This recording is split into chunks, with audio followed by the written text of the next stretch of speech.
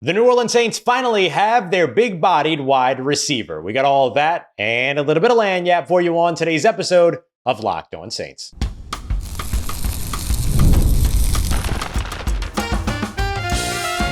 You are Locked On Saints, your daily New Orleans Saints podcast. Part of the Locked On Podcast Network, your team every day. What is good, Who Dat Nation and Who Dat family? I am your host, your friend, Ross Jackson, New Orleans native, your New Orleans Saints expert and credentialed member of the media covering those New Orleans Saints as a Saints beat writer over at LouisianaSports.net. We have an emergency episode for you tonight because the New Orleans Saints have landed their big-bodied wide receiver via trade and former Denver Broncos wideout Devaughn Vele. Did the New Orleans Saints overpay? I think they did just a little bit, but I'll tell you why the Saints might not be worried about that. But we're going to kick off first, introducing you to who Devaughn Vele is and what you should be expecting from a guy that, based on what the New Orleans Saints gave up to get him, is likely to be on the 53-man roster when the season begins. We appreciate you very much, as always, for being here with us, whether it's your first time or your next time being here with us this time, making us your first listen and being it every day or here on the show, which is a proud part of the Locked On Podcast Network. Your team every day. Sound the alarms. The New Orleans Saints have a wide receiver that's taller than 6'2" on their roster. This was a major need for the New Orleans Saints. And look, it's not landing a number one wide receiver. It's not landing a number two wide receiver, but it's landing a guy that can contribute in a way that none of your other receivers can contribute. I think that this seals two deals for the New Orleans Saints. First of all, their acknowledgement that they needed the big-bodied wide receiver shows a lot of value being placed into the move for Devon Vele. Secondly, the move for Devon Vele tells you that the Saints probably aren't keeping any of the guys that are 6'2" or above on their roster going in to 2025, or at least not on the active roster. Right now, the New Orleans Saints' top four wide receivers, Chris Olave, Rashid Shaheed, Brandon Cooks, and Mason Tipton, all come in at around but under 6'2". And so with that being the case, all of the other guys, Dante Pettis, Donovan Peoples-Jones, Kevin Austin Jr., a little bit of Cedric Wilson Jr. as well, those guys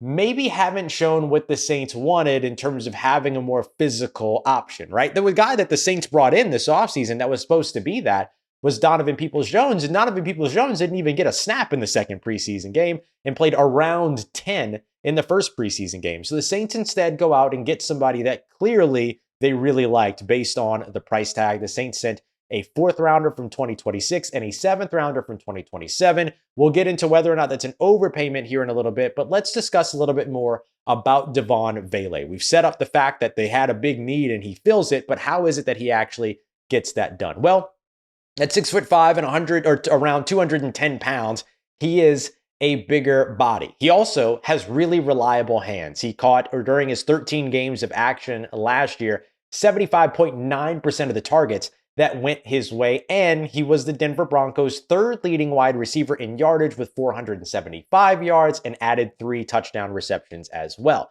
Let's go a little bit further though. Contested catches. Devaughn Vele, caught 60% of the contested catches that went his way last year. So he was very, very solid in producing in a couple of different areas where the Saints can certainly use it. Being a guy that can be a reliable hands possession receiver that will help you move the ball down the field, be a little bit more meticulous in the way that you attack in that short and intermediate level, but also with 4.47 speed has the ability to kind of add that third level of threat as well. That's really valuable for New Orleans, especially with those reliable hands. Not that the Saints don't have reliable hands receivers, but they didn't have the big box out possession receiver, and now they could have it in Vele. The other thing is those 60% or that 60% of contested catches, a clear red zone opportunity player for you because of what he can do with his size and what he can do with his box out ability and strength. So I think that that's something that you add there as well. And then finally, I think you're also adding somebody that gives you another slot option, and in particular, a big slot option. He played over 69% of his snaps, or 69.5% of his snaps last year came from the slot. And so he has the inside-outside versatility. He has the reliable hands.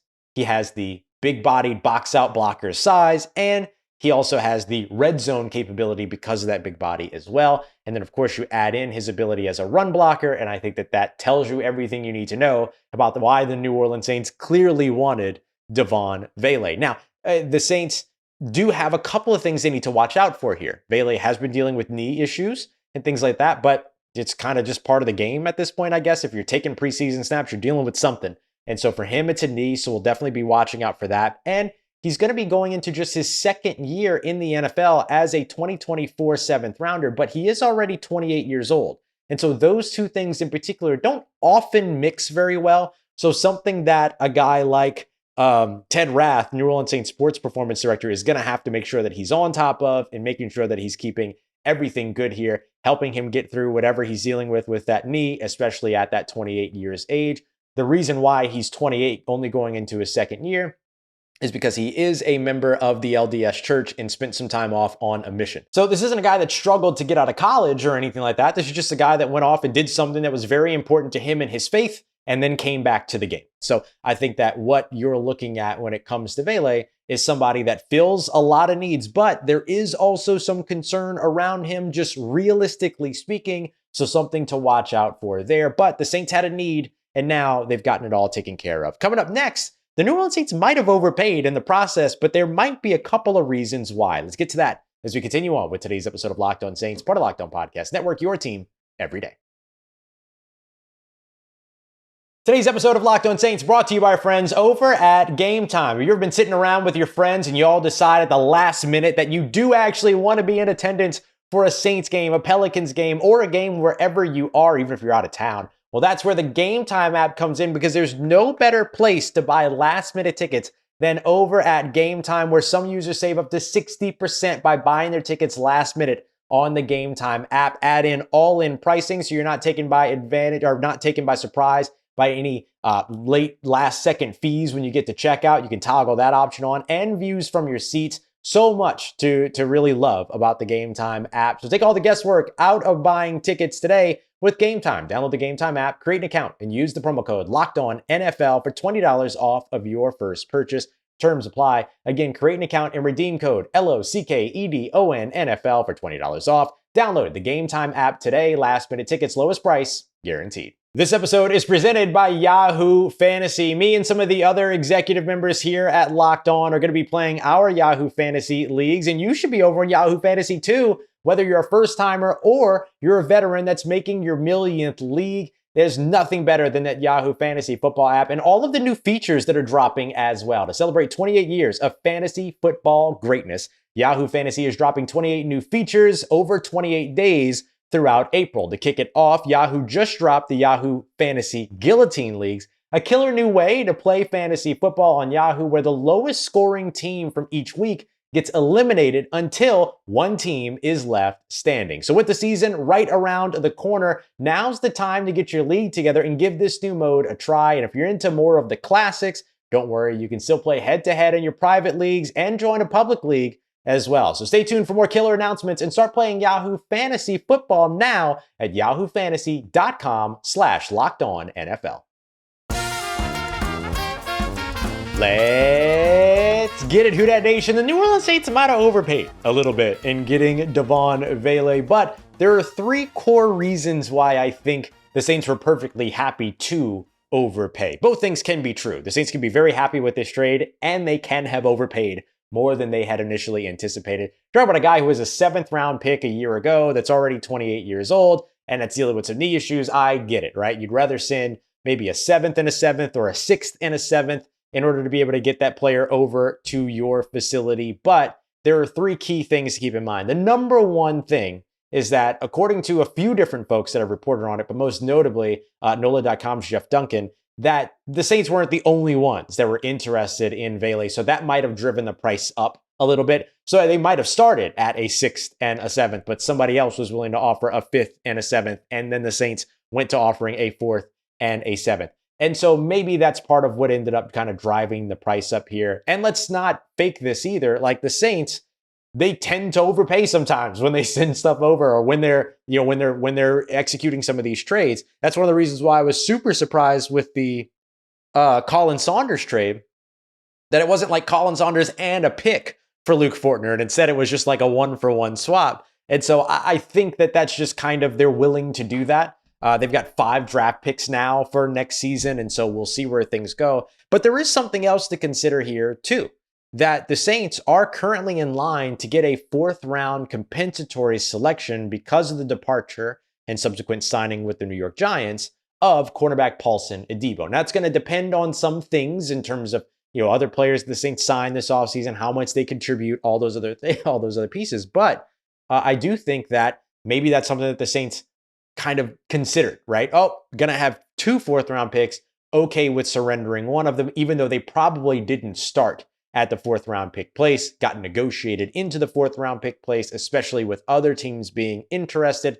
That certainly has that certainly moves the needle in terms of how things go, in terms of how willing you are to move on from certain picks when you know you're going to get a compensatory pick, or you're fairly certain you're going to get a compensatory pick, things like that. So I think that ended up having a pretty good impact for New Orleans as well. The other thing to take a look at is that if you look at the last 10 years, like the last 10 draft classes that the Saints have had, they have only picked in the 4th round 6 of those times. 4 times they've been perfectly happy shipping off that 4th round pick, or using that 4th round pick to move up earlier in day 2, for instance, to try to get into the 3rd round or something.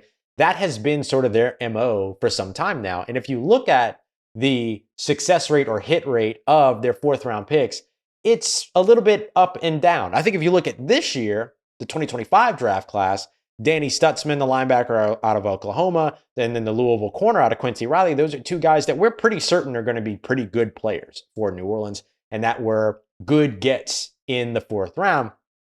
But this was also a draft class that was really good from that sort of day 2 into mid-day 3 area. They're not always built like that, right? And so going into next year's draft, we don't know yet if the middle of that draft is super strong. They would have a better idea because they've already been scouting all those guys for years at this point. But that could factor into it. And then the other thing to factor into it too is leaving out Danny Stutzman and Quincy Riley, who they drafted this year, guys that we think are going to be good players. But going into the previous draft selections before them, the Saints in the last 10 drafts have selected 6 players in the 4th round. Nick Saldiveri, quarterback Jake Haener, quarterback Ian Book, safety CJ Gardner-Johnson, offensive lineman Rick Leonard. There's a blast from the past for you. I don't know if you call it a blast, but it was certainly something from the past. And then defensive tackle David Onyemata. And I think in that situation there, in terms of what you're getting out of these players, in terms of guys that could be starters for you, I think that you got, 2 out of those 6 right?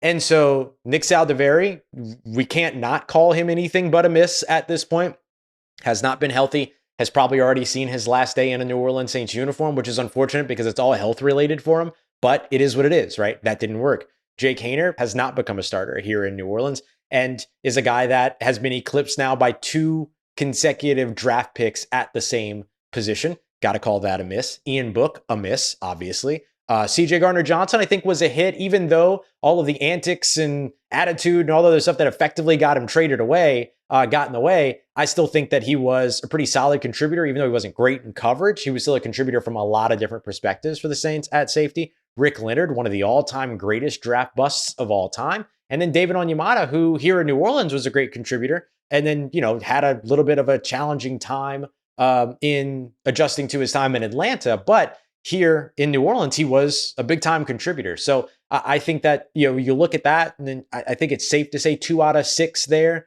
And then like Jake Haener is still battling and hanging on and all that other stuff. But I don't know what his future looks like in New Orleans after 2025. I think he's on the active roster in 2025. He should be just as a guy to be able to kind of be that intelligent player at the quarterback position to help out the other quarterbacks and all those other things, and a guy you can turn to if you need to in an injury situation, but in a compounding injury situation. But he's already been eclipsed by 2 back-to-back quarterback spots. And so, yeah, I think maybe you can call it 2.5 at this point because we don't know what's going to happen with Jake Haener, but I think we can call it 2. And so looking back at sort of the history of what the New Orleans Saints have done in the middle rounds and what they've done in the 4th round in particular, particularly over the course of the past 10 years, take it or leave it. I mean, if you can get a guy like this in Devaughn Vele who might be able to contribute to you as a 4th or 5th receiver, that's probably what you're getting in the 4th round anyway. And so if you're able to do that, then I think that that works out. But what I think that this really also does, because it is such a steep price to pay for a guy that was just drafted a year ago in the 7th round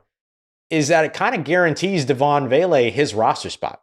Like, I don't see a world. I can easily see a world where the Saints swap Luke Fortner and Colin Saunders, and Fortner doesn't make the roster because Colin Saunders probably wasn't going to make the roster. And so you swap 2 guys that might not make rosters, and either they pan out or they don't. No harm done.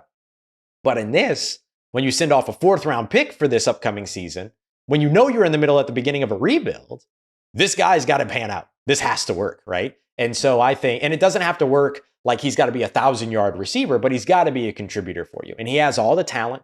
He has the speed, he has the makeup, he has the body, like the prototype and everything that the Saints need very much. And he's a really talented player coming out of Utah just a year ago. I think that the Saints are going to see him land on the active roster because of what they gave up to get him, but also because he has the talent to land on that active roster. So there you go. There's everything I could think of to start off about. Devaughn Vele will obviously be covering this as we continue to move forward. But look, the Saints finally have their big body wide receiver. They finally have a guy that's over 6'2", and they finally got a guy that can do all the things that they need at wide receiver beyond the smaller, speedier receivers that they already have in the building. So a good pickup altogether. All right, coming up in tomorrow's show, we'll make sure we have you covered for everything you need to know from Wednesday's practice. Quarterbacks effectively going head-to-head, and both of them impressed, neither disappointed. We'll get into all that tomorrow. We appreciate you very much. As always, making us a part of any part of your routine for saying yes to me on the show. If you see me, please say hi.